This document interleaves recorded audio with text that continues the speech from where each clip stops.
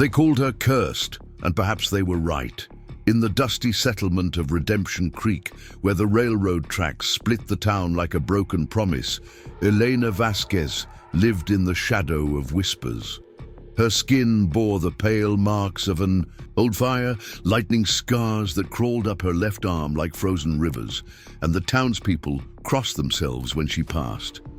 But before we jump back in, tell us where you're tuning in from, and if this story touches you, make sure you're subscribed, because tomorrow I've saved something extra special for you. Elena had learned early that fear made people cruel.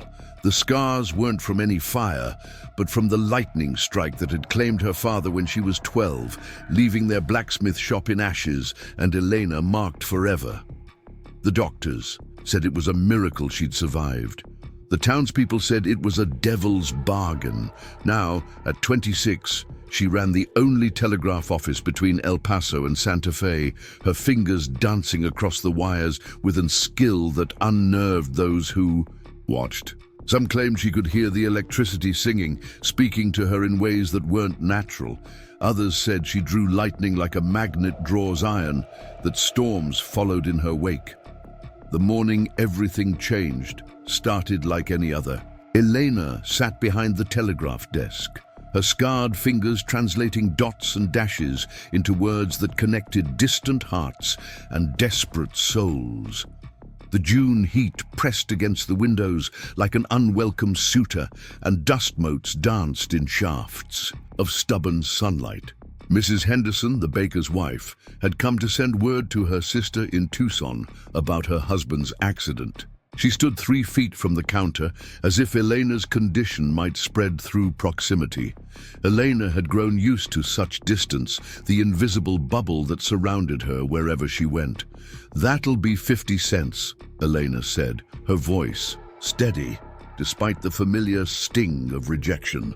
Mrs. Henderson placed the coins on the counter's edge and backed away before Elena could reach for them. "They say you can taste metal in the air when a storm's coming," the woman muttered, eyes darting to Eleanor's scars. "Been tasting it all week." Eleanor's hand paused above the coins. She had indeed felt the electricity building in the air, a metallic tang on her tongue that preceded the summer storms. But she'd never told anyone about that particular gift, if gift it was. "The weather changes as it will," Eleanor replied, scooping up the coins with careful precision. "Safe travels to your sister." Mrs. Henderson left without another word, and Elena was alone again, with the whisper of wires and the weight of solitude. She touched the telegraph key with practiced ease, sending the message across the vast distances that separated loved ones. In those moments, connecting others through copper and code, she felt almost useful. The door chimed again, and Eleanor looked up to see Sheriff Morgan Blackwood. Everyone in Redemption Creek knew the sheriff's story, though he'd never spoken it aloud. The jagged scar that ran from his left temple to his jaw, the limp in his right leg, the way his hand sometimes trembled when he thought no one was watching. All souvenirs from the Apache raid that had nearly ended his life 3 years ago. He'd been the only survivor from a patrol of 8 men, found barely breathing beneath the bodies of his brothers in arms. Unlike the others, Blackwood never kept his distance from Elena. He entered the telegraph office like he entered everywhere, with purpose, authority, and a complete disregard for superstition. "Morning, Miss Vasquez," he said, his voice carrying that familiar rasp that spoke of too many nights spent breathing smoke and shouting orders. "Sheriff," Elena nodded, noting how his gray eyes assessed the room before settling on her. "Always checking for threats, always ready. Message to send. Word from the territorial governor," he said, placing a folded paper on the counter. His fingers, she noticed, bore their own collection of scars, some from battle, others from a lifetime of hard work. "Priority wire to Fort Davis." As Elena unfolded the message, their hands accidentally brushed. Neither of them pulled away. Elena felt the calluses on his fingertips, the steady warmth of his skin, and something else, a recognition that passed between them like an electric current. "I'll send it right away," she said, her voice softer than intended. While she worked, translating the governor's words into telegraph code, she was aware of Blackwood watching her, not with fear or disgust, but with something that might have been curiosity. When finished, she looked up to find him studying the scars on her arm. "Lightning," he said. It wasn't a question. "When I was 12, Elena confirmed, surprised by her own honesty. "My father. He didn't make it." "I know," Blackwood said simply. "I was there that night. New deputy, barely 17, helped pull you from the rubble." Elena's breath caught. She had no memory of that night after the strike, only fragments. Pain, voices, hands carrying her. "You were barely older than me." "Old enough to remember thinking you were dead," he said. "Then you opened your eyes and looked right at me. Strangest thing I ever saw." Their conversation was interrupted by a commotion outside. Through the window, Elena could see a crowd gathering in the street, voices raised in anger and fear. Blackwood was already moving toward the door when it burst open. "Sheriff!" gasped Tom Fletcher, the hardware store owner. "It's about Miss Vasquez. You need to see this." Blackwood turned to Elena, his expression unreadable. "Stay here," he said, then followed Fletcher into the street. Through the window, Elena watched as the crowd parted to reveal a sight that made her blood run cold. Someone had painted symbols on the side of the church, strange marks that looked almost like burn patterns, like the very scars that marked her arm. Beneath them, in crude red letters, were the words, "Witch of the Wires." The crowd's voices rose like a tide of accusation and fear. Elena recognized faces. People she'd known for years, customers who'd used her services while maintaining careful distance. Now that distance had collapsed into something more dangerous. "She draws the storms. My cattle been dying ever since. She came back to town. Unnatural, I tell you. The lightning listens to her." Reverend Sullivan stood on the church steps, his usually kind face twisted with uncertainty. Father Martinez, the Catholic priest, made the sign of the cross and whispered prayers she couldn't hear. Old Mrs. Patterson pointed directly at the telegraph office, her voice carrying above the others. "Look how she talks to those machines, speaking in tongues to the devil himself." Elena's hands trembled as she watched Blackwood try to calm the crowd.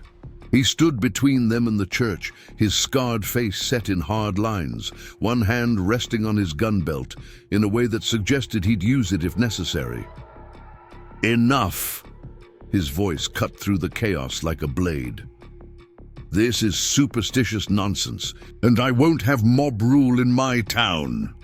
But Elena could see the uncertainty even in his eyes. The scars on the church wall did look remarkably like hers. The timing was too perfect, too deliberate. The telegraph began clicking behind her, an incoming message. Elena's hands moved automatically, transcribing the dots and dashes even as her heart raced. The message was brief but chilling. "Storm coming, stop, take shelter, stop." As if summoned by the warning, thunder rolled across the prairie like a cannon shot. The clear morning sky had darkened without anyone noticing, heavy, clouds boiling up from the south like smoke from a wildfire. Elena looked down at her arms, at the lightning scars that seemed to pulse with their own rhythm. She could taste copper sharp on her tongue, feel the hair on her arms standing up. The electricity in the air was so thick she could almost see it, crackling between her fingers when she flexed them. The crowd in the street grew more agitated as the first drops of rain began to fall. Lightning flickered in the distance, and with each flash, more eyes turned toward the telegraph office, toward her. "It's her!" someone shouted. "She's calling!" The storm. Elena backed away from the window, her heart pounding. She thought of all the times storms had seemed to follow in her wake, all the moments when the telegraph wires had seemed to sing just for her. Was there truth in their accusations? Had she somehow become what they feared? The door burst open again, and Sheriff Blackwood stepped inside, water dripping from his hat brim. Behind him, the crowd pressed forward, held back only by his authority and their own fear of crossing him. "Miss Vasquez," Blackwood said, his voice carefully neutral, "I need you to come with me." "You're arresting me?" Elena asked, hating how small her voice sounded. "I'm taking you into protective custody," he corrected, "until this blows over." But Elena could see the uncertainty in his eyes, the way his gaze lingered on her scars. Even he was beginning to doubt. The thunder crashed again, closer this time, and the telegraph wires began to sing with electric song only Elena could hear. She looked out at the crowd of faces, angry, frightened, ready to turn their fear into action. "I'll come quietly," she said, knowing she had little choice. As Blackwood led her toward the door, Elena caught sight of her reflection in the office window. In the strange light of the approaching storm, her scars seemed to glow like silver rivers against her skin. For the first time in years, she wondered if the townspeople might be right. Maybe she was cursed. Maybe the lightning had marked her for something more than mere survival. Preparing and narrating this story took us a lot of time, so if you are enjoying it, subscribe to our channel. It means a lot to us. Now back to the story.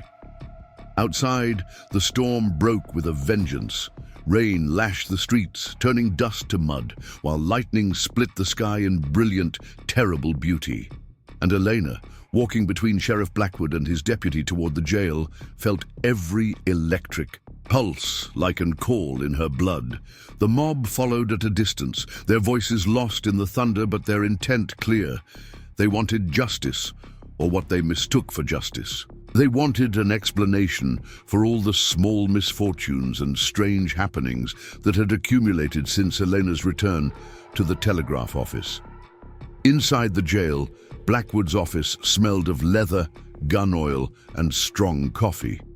He gestured for Elena to sit in the chair across from his desk, while Deputy Martinez locked the door and drew the curtains. "For your protection," Blackwood explained, noting her glance toward the covered windows. "They'll calm down once the storm passes." "Will they?" Elena asked. "Or will this be what finally pushes them to act on all those years of fear?" Blackwood studied her face in the lamplight. "Tell me about the storms," he said finally. "What about them? Do you call them?" The question hung between them like a bridge neither was sure they should cross. Elena looked at her hands, at the scars that marked her like script in a language only lightning could write. "I don't know," she admitted. "I taste metal in the air before they come. The telegraph wires sing differently. Sometimes I can feel the electricity building in my bones like an ache. But call them, I don't know how I would even begin. The symbols on the church. I didn't paint them," Elena interrupted. "I was in the telegraph office all morning. You can check with Mrs. Henderson. She was there until just before you arrived." Blackwood nodded slowly. "Someone's playing games with both of us. Question is why?" Before Elena could respond, a tremendous crack of lightning split the air, so close that the windows rattled. The lamp on Blackwood's desk flickered and died, plunging them into dancing shadows, illuminated only by the storm's electric fire. In the brief darkness, Elena felt something she'd never experienced before, a connection to the storm that went beyond mere sensing. For one terrifying moment, she could feel the lightning's path through the sky, could sense the electrical potential building in the clouds above. When the lamp flared back to life, Blackwood was staring at her with an expression she couldn't read. "The light went out just as you touched it," he said carefully. Elena looked down at her hand, resting on the lamp's base. She hadn't even realized she'd reached for it. "I was just trying to—" "I believe you," Blackwood said, cutting off her explanation. "But whether you're calling these storms or just connected to them somehow, the people out there won't care about the distinction." As if to underscore his point, Shouts arose from the street despite the driving rain. Through gaps in the curtains, Elena could see torches being lit, their flames protected by crude shelters. The crowd was growing, not dispersing. "They won't wait much longer," Blackwood observed, his hand moving to his weapon. "Fear makes people stupid, and fear of the unknown makes them dangerous." "What are you going to do?" Elena asked. Before he could answer, Deputy Martinez burst through the door. "Sheriff, they're bringing rope, and Father Martinez is with them now, talking about exorcism and cleansing the town of evil." Blackwood was on his feet instantly, checking his weapons with practiced efficiency. "How many?" "Close to 50 and more, joining every minute. Some of the ranchers rode in from the surrounding spreads." Elena felt the blood drain from her face. 50 people with rope and religious fervor. She'd seen what crowds like that could do. They told stories in hushed voices about other towns, other times when fear had overcome reason. "The back exit?" Blackwood asked. "Blocked," Martinez reported. "They've got people stationed all around the building." Thunder crashed again, and this time Elena definitely felt something respond inside her chest. The lightning was calling, and some part of her wanted desperately to answer. "Sheriff," she said, standing slowly, "maybe it would be better if I just went with them, faced whatever they want to do." "Like hell," Blackwood replied, his voice sharp as broken glass. "No one gets justice from a mob, not in my town." "Your town?" Elena asked. "These people fear me for a reason. Maybe they can see something I can't. Maybe I am what they think I am." Blackwood stepped closer, close enough that she could see the flecks of gold in his gray eyes, the small scar on his chin she'd never noticed before. "You know what I see when I look at you?"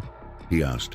"I see a woman who was marked by something beyond her control, same as I was. I see someone who uses her gifts to connect people across vast distances, to bring comfort to the lonely and news to the desperate. If that's what evil looks like, then I'll stand with evil." The words hit Elena like physical blows.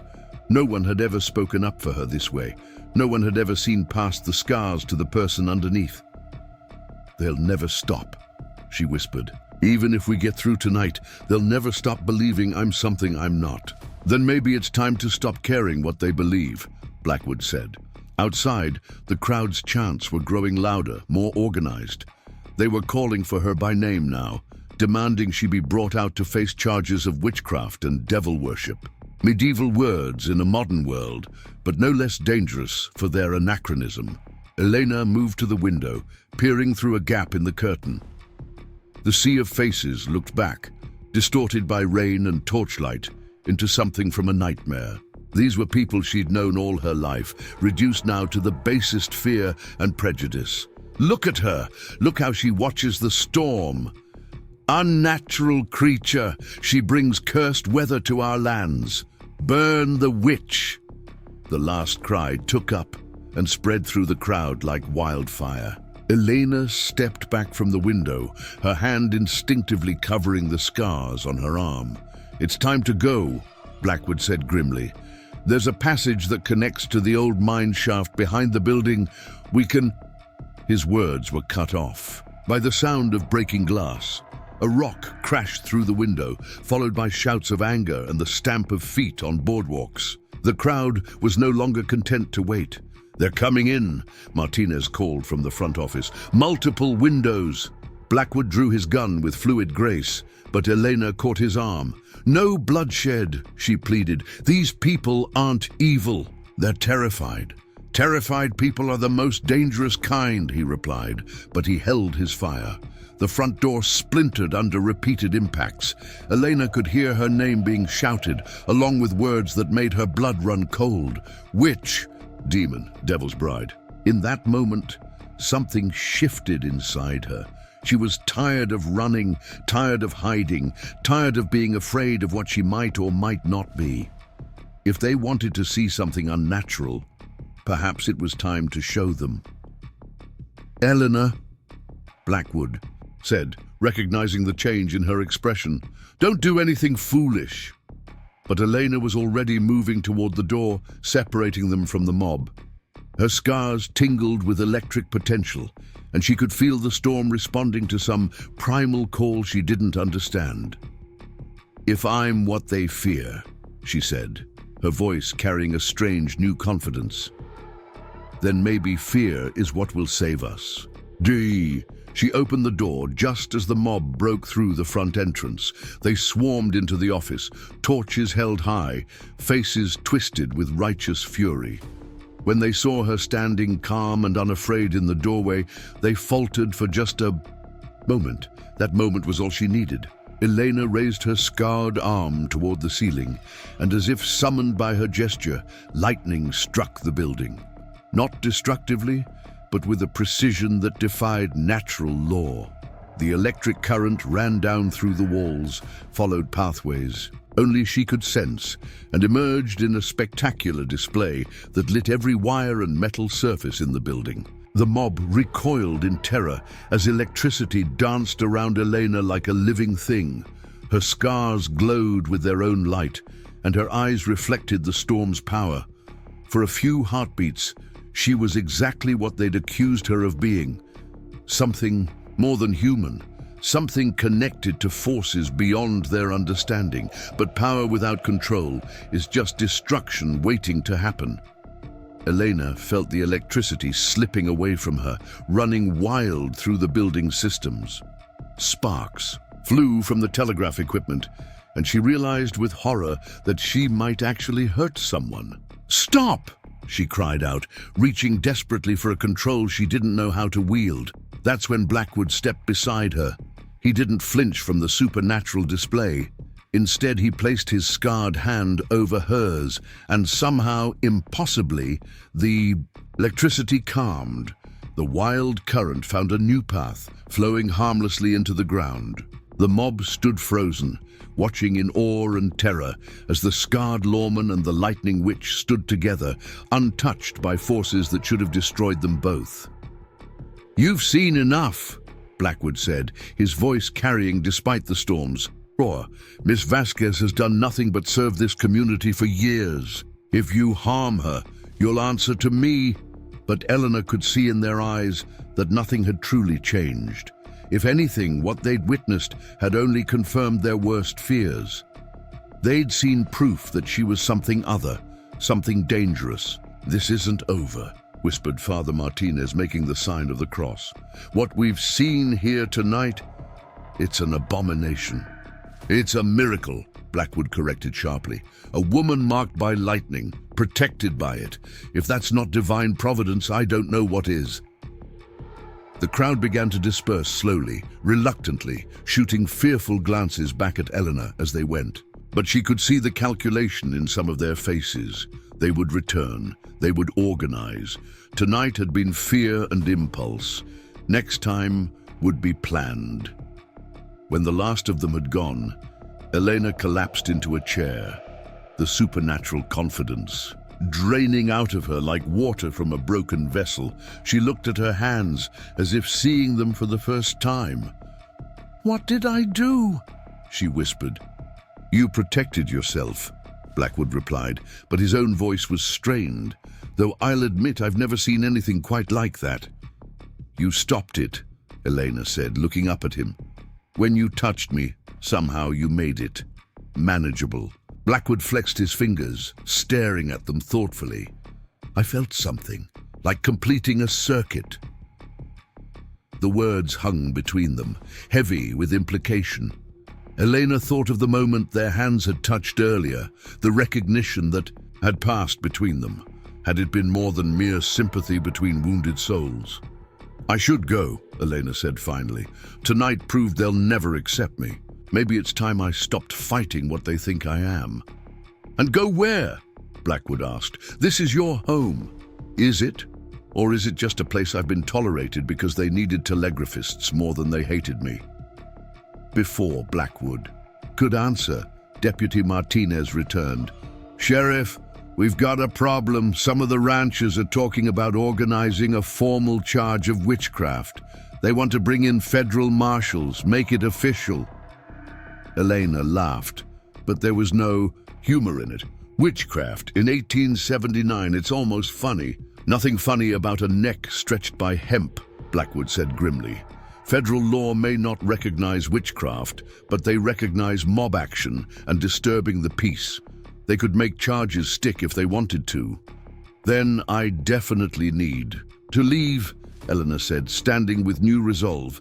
Tonight, before this gets any worse.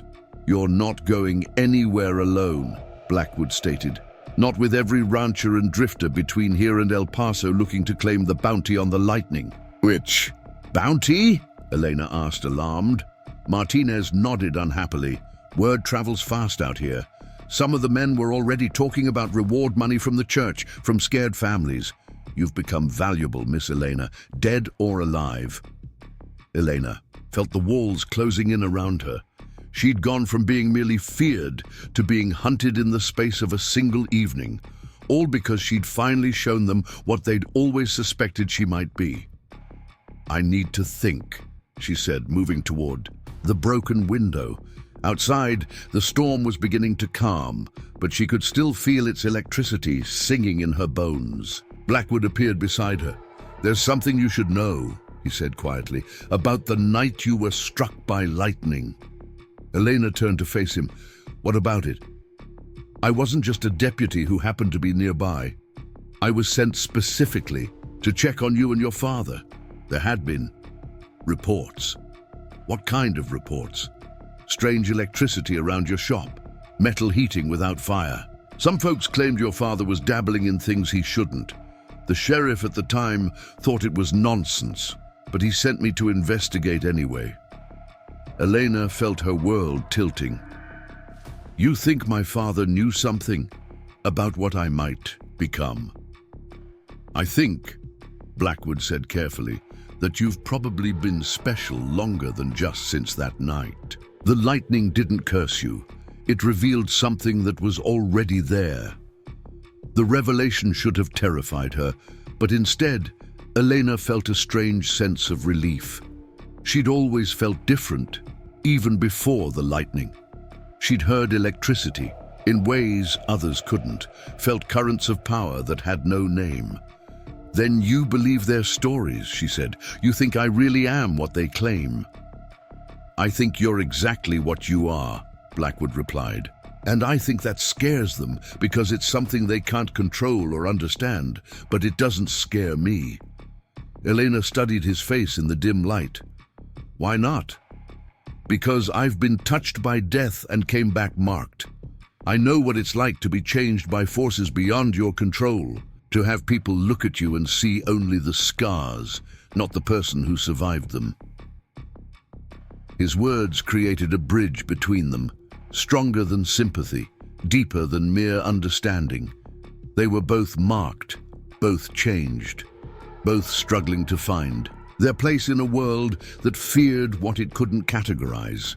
The mob will return, Elena said. Tomorrow, the next day, with more people and better organization. They won't stop until they've driven me out, or worse. Let them try, Blackwood said, and there was steel in his voice. I took an oath to protect the people of this town. That includes you. Even if I am what they say, especially. Then, in my experience, it's the different ones who need protecting most. Elena looked out at the dark street, empty now, except for the debris left by the mob.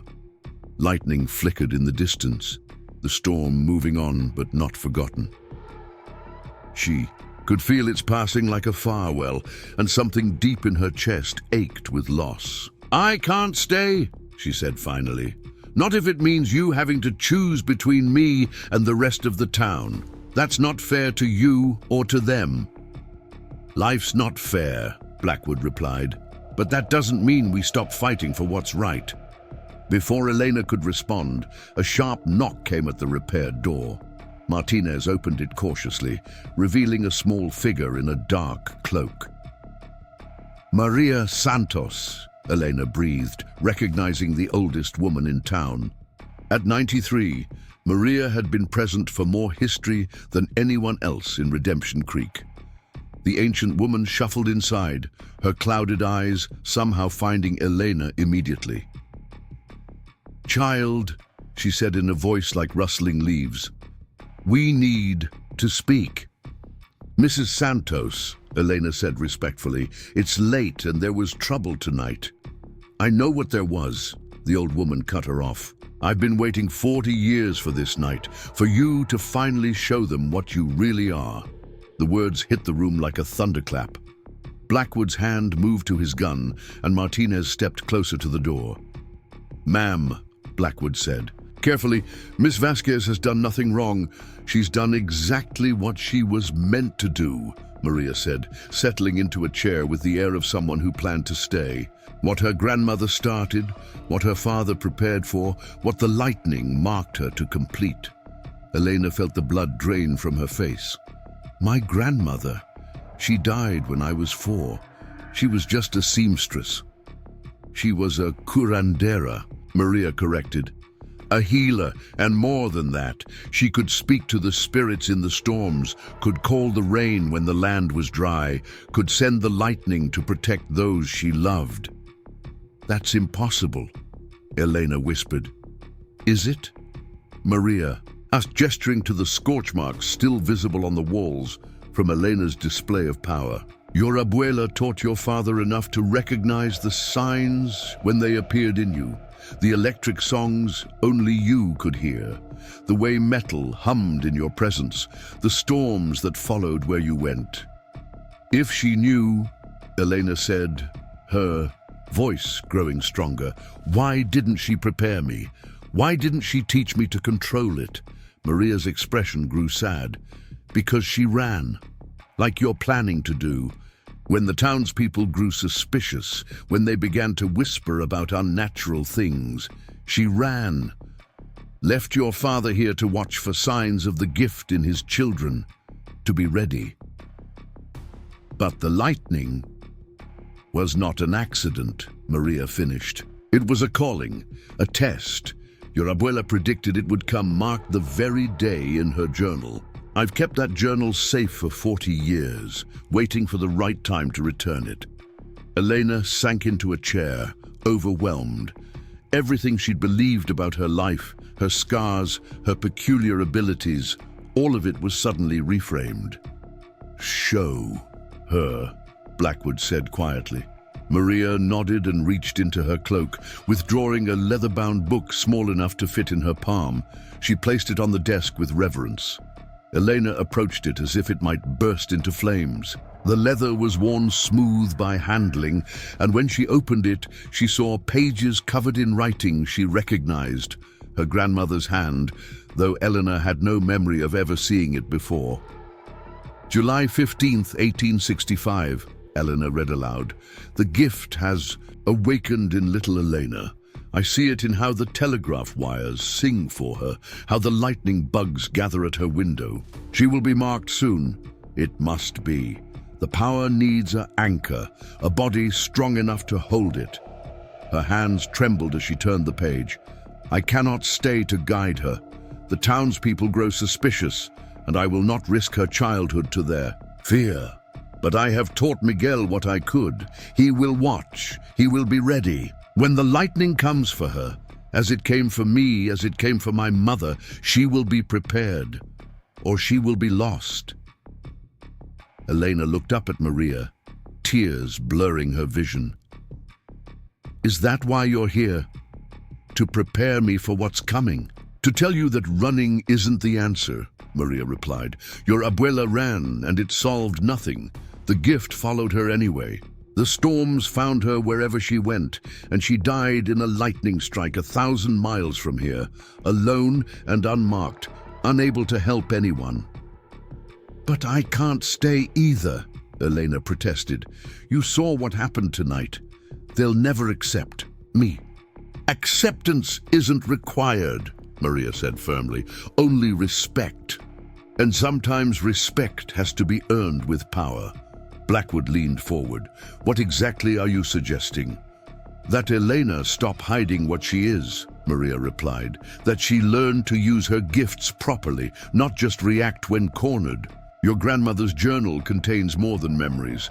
It holds instructions, techniques, ways to work with the lightning instead of just being worked upon by it. Elena flipped through more pages, seeing diagrams that looked like electrical circuits, but created with natural elements. Symbols drawn to contain and direct power, rituals designed to commune with the force that lived in storm clouds. "This is exactly what they're afraid of," she said. "Exactly what they'll use to justify whatever they're planning. Let them try," Blackwood said, echoing his earlier words but with new determination. "You think I haven't faced down angry mobs before? You think these scars came from backing down when things got dangerous?" Elena looked at him. Really looked. She saw the steel in his spine, the set of his shoulders that spoke of battles fought and won. This man had faced Apache raiders and lived. He'd taken a stand against town council corruption and cleaned house. Why was she surprised he'd stand with her against superstition and fear? "There's something else," Maria said, pulling another item from her cloak. This time, it was a small silver pendant shaped like a lightning bolt. "This was your grandmother's, and her grandmother's before that. It helps. Focus the gift, control it." Elena took the pendant with shaking hands. The moment the silver touched her skin, she felt something click into place. The ever-present hum of electricity in the air became clearer, more organized, like tuning in a telegraph signal that had been fuzzy before. "I can feel it," she whispered. "The difference." "Practice with it," Maria advised. "Learn what your abuela knew. And when the mob returns, because they will return, show them what happens when they threaten those under the storm's protection." As if summoned by her words, thunder rumbled in the distance. But this time, Elena heard more than just noise. She heard rhythm, pattern, purpose. The storm was moving on, but it was also waiting. "Thank you," Elena said to Maria, "for bringing this to me, for waiting all these years." "I made a promise to your grandmother," the old woman replied, standing with effort, "that when the time came, her granddaughter would know who she really was. That promise is kept." After Maria left, the three of them sat in silence for a long moment. The events of the evening had changed everything, and they all knew it. "Tomorrow we need to make a plan," Blackwood said finally. "The church will push for formal action. The town council will want to avoid federal involvement, but maintain order. And somewhere in all this politics, you're still a target." Not just a target," Elena corrected, holding her grandmother's pendant up to catch the lamplight. "A threat. They're afraid of what I might do, and now I'm starting to think maybe they should be." "Elena," Blackwood warned, "not to hurt innocent people," she clarified quickly, "but to protect myself, to stop running from what I am and start being it properly. You heard Maria. My grandmother ran, and it solved nothing. Maybe it's time for a different approach." Blackwood studied her face. "What are you thinking?" I'm thinking," Elena said, fastening the pendant around her neck, "that if they want to see the lightning witch, perhaps they should. But the real one, not the frightened girl hiding behind telegraph keys and apologetic smiles, the one who can actually command the storm." Outside, as if in response to her words, lightning flashed again, closer this time. The storm was indeed waiting. And Elena Vasquez, marked by lightning and guided by generations of storm women, was finally ready to answer its call. Elena faced the bounty hunter, silver pendant glowing. Sheriff Blackwood stepped forward. "Miss Vasquez is under my protection," he declared. "She's committed no crimes." Cross sneered. "The church demands she answer for witchcraft." "The church has no legal authority here," Blackwood countered. Elena raised her scarred hand. Lightning crackled from the telegraph wires, dancing between her fingers. The crowd gasped, stepping back. "I am what you fear," she announced, voice steady. "I command the storm. Cross drew his gun, but electricity surged from Elena, destroying the weapon and knocking him down. Blackwood placed his hand over hers, calming the power. "Together," he whispered. The crowd watched in awe as the marked Lawman and Lightning Woman stood united, their scars telling stories of survival. "This is our home," Elena declared. "Leave or face the storm." Cross and his men retreated. The townspeople, seeing her control and Blackwood's support, began to whisper admiration instead of fear. Elena had stopped running. She'd found her place beside a man who understood her marks, who claimed her before the entire town. Their scars had led them to each other. Two souls marked by different forces, but united in purpose. As evening fell, they walked hand in hand through streets where whispers now spoke of respect rather than fear. The storm had passed, but its legacy remained in the woman who commanded lightning and the lawman who loved her. Up next, you've got two more standout stories right on your screen. If this one hit the mark, you won't want to pass these up. Just click and check them out.